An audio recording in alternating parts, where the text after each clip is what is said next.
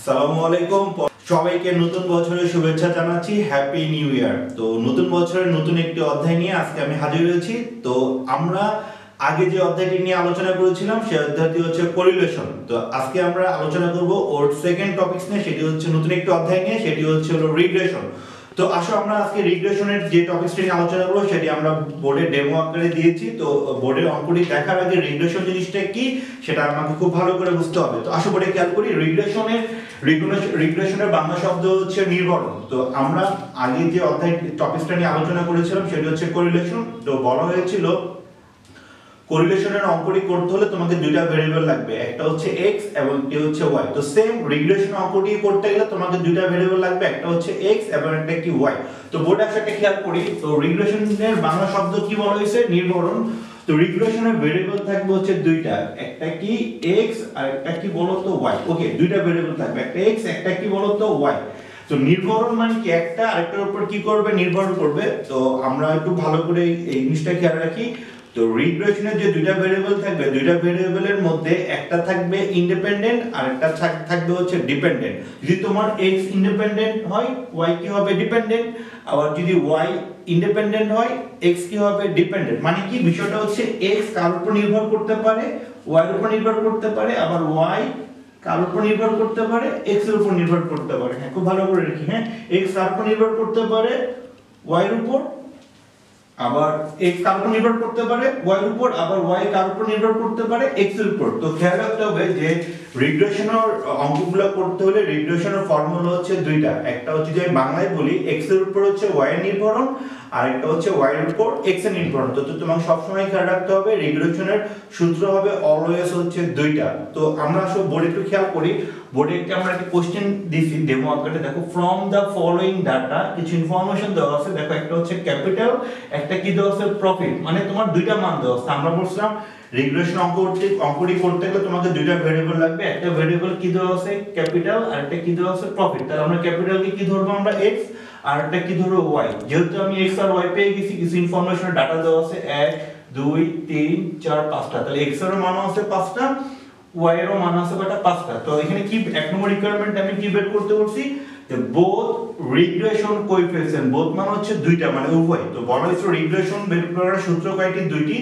একটা যদি বাংলায় বলি x এর উপর y এর নির্ভরণ আর একটা হচ্ছে y এর উপর x এর নির্ভরণ। তো সূত্রগুলো আমরা একটু পরে বুঝাবো। তো এই রিগ্রেশন অঙ্কগুলো করতে গেলে তোমাকে অবশ্যই আমার প্রিভিয়াস যে ক্লাসগুলো আছে কোরিলেশনের ওই টপিকগুলো যদি তুমি ভালো করে অ্যানালাইসিস করো বা ভালো করে যদি হোমওয়ার্ক করো, তাহলে তুমি রিগ্রেশনটা তোমার জন্য খুব ইজি হয়ে যাবে। তো রিগ্রেশন অঙ্কটি করতে গেলে তোমাকে সচরাচর একটা টেবিল করতে হবে। তো বোর্ডে আসো কিভাবে অঙ্কটি করছি।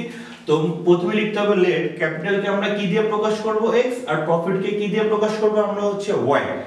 তো এই অঙ্কটি করতে গেলে কি টেবিল করতে হবে? কি লিখছে? Table for calculation. টেবিলের ছক হবে 5টা। তো একটা ছক কি x তো দেওয়াই আছে, আর একটা কি দেওয়া আছে? y দেওয়া আছে। তো এখান থেকে আমায় কি বের করতে হবে? একটা x স্কয়ার বের করতে হবে, আর y থেকে কি বের করতে হবে? y স্কয়ার, আর একটা করতে হবে xy, মানে x আর y এর হচ্ছে গুণফল। তো এই পাঁচটা ছক করার পর এই পাঁচটা ছকের প্রত্যেকটা মান ক্যালকুলেশন করার পরে এদের সাম বের করতে হবে। সাম মানে হচ্ছে এগুলোর যোগফল। তো সাম অফ x বের করব, সাম অফ y বের করব, সাম অফ কি বের করব? x square, some of y square, তারপরে কি বের করব? সাম অফ xy। তো এগুলোর সাম বের করার পরে এখন আমি ফর্মুলায় যাব। আমাকে বের করতে বলছে বোথ রিগ্রেশন কোএফিসিয়েন্ট বের করতে বলছে। তো আসলে খেয়াল করি, প্রথম রিগ্রেশনের সূত্র হচ্ছে, দেখো কিভাবে লিখতেছি, regression coefficient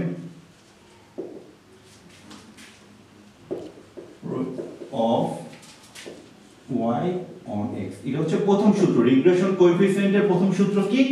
y on x। আরেকটা সূত্র হবে কি? Regression coefficient of x on y। তো আমরা প্রথমে বোঝাবো কি? y on x। তো regression coefficient y on x কে এটাকে প্রকাশ করা হবে আপনার byx দ্বারা। কি দিয়ে প্রকাশ করা হবে? byx। খুব খেয়াল করুন, রিগ্রেশন কি বের করতে বলছে? কোএফিসিয়েন্ট কার উপর? y on x এর বের করার সূত্র কি? byx বের করার একটি ফর্মুলা আছে, ফর্মুলাটাকে খেয়াল করি। সূত্র হচ্ছে summation of xy minus summation x summation y divided by n divided by summation x square minus summation x whole square divided by n। খুব খেয়াল করি, এটা কি বের করার সূত্র? Regression coefficient.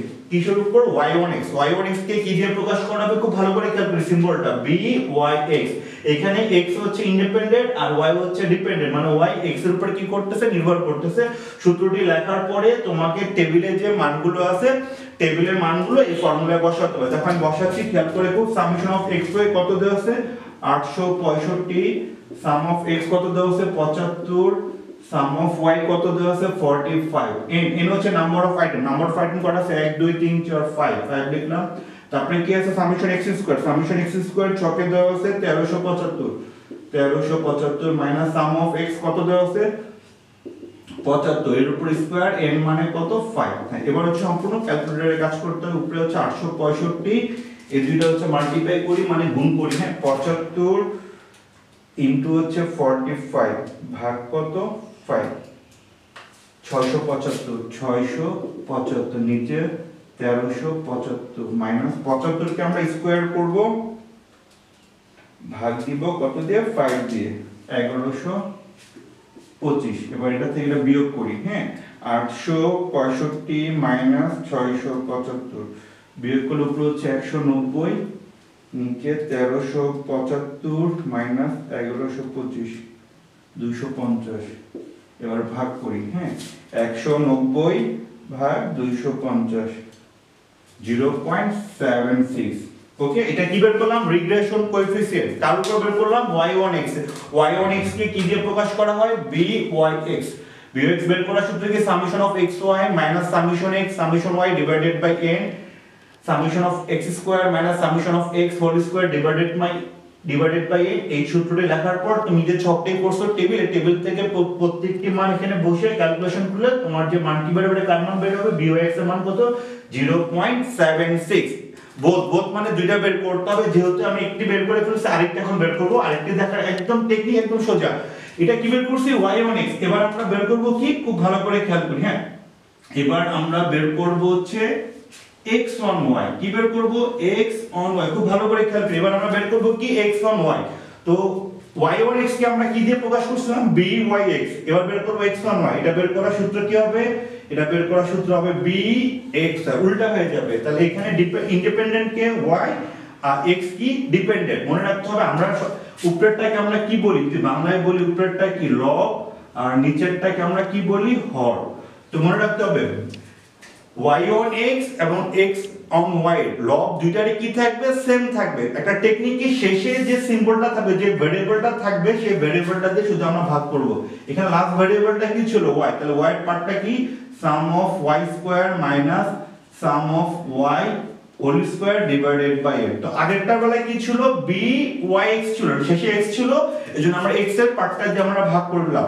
ওকে মনে রাখতে হবে y1x এবং x on y এর দুইটার ক্ষেত্রে লবের মান কি হবে সেম হবে তো আমরা আবার সেম এইটা মানটি এই সূত্রটি লেখার পরে আমরা মানগুলো বসাই দিব sum of x এর মান তো এগুলো সব সেমই আছে নিচে কি আছে সামেশন অফ y স্কয়ার দেখো সামেশন অফ y স্কয়ার এর মান কত দেওয়া আছে আমার 557 মাইনাস সাম অফ y কত 45 এর উপর স্কয়ার ডিভাইডেড বাই 5 তো আমি নিচের পার্টটা করি 557 45 কি স্কয়ার করি 45 কি স্কয়ার ভাগ হচ্ছে কত 5 405 865 মাইনাস 675 উপরে 190 নিচে হচ্ছে 557 মাইনাস 405 152 ভাগ করি 190 ভাগ হচ্ছে 152 1.25 ওকে তো আমাদের রিকোয়ারমেন্টে কি চাইছিল বোথ রিগ্রেশন কোএফিসিয়েন্ট একটা আমরা বের করেছিলাম হচ্ছে byx আর একটা বের করলাম bxy তো একটার মান বের হয়েছিল 0.